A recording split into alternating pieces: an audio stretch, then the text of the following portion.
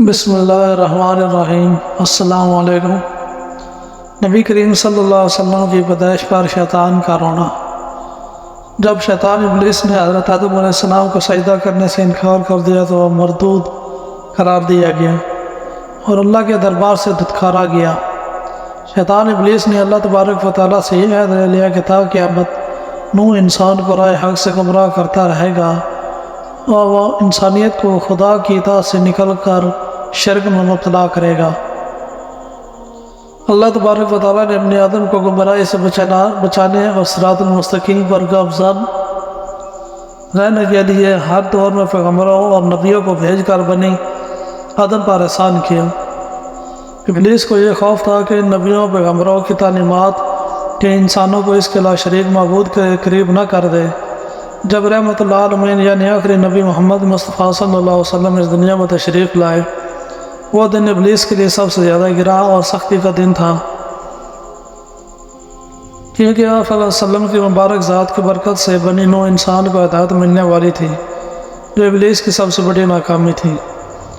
علامہ ابن کثیر اپنی کتاب میں لکھتے ہیں کہ ابلیس 4 بار بلند آواز سے رویا۔ پہلی بار جب اللہ تعالیٰ نے اسے لعین ٹھہرا کر اس پر لعنت فرمائی، دوسری بار جب اسے آسمان سے زمین پر پھینکا گیا، تیسری بار جب نبی مصطفیٰ صلی اللہ علیہ وسلم کی ولادت ہوئی، چوتھی بار جب سورہ فاتحہ کا نزول ہوا۔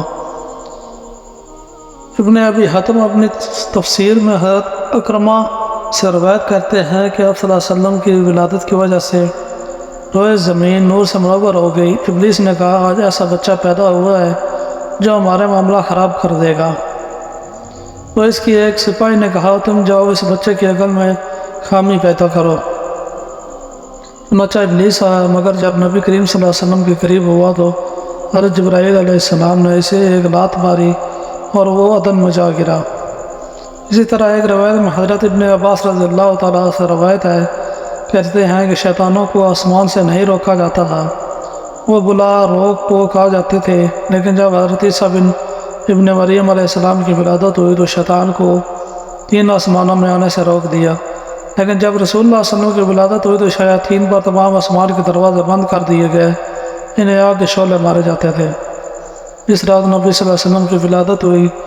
اللہ تبارک و تعالیٰ کی طرف سے آسمانی دنیا میں خاص حفاظتی اقدامات تھے اور ابلیس مردود کے لیے وہ رات جنت بھر رات ثابت ہوئی۔ جب آپ صلی اللہ علیہ وسلم کی پیدائش کا وقت آیا تو شیطان کو 70 زنجیریں پہنائی گئی اور اسے بالآخر میں سر کے بل لٹا دیا گیا۔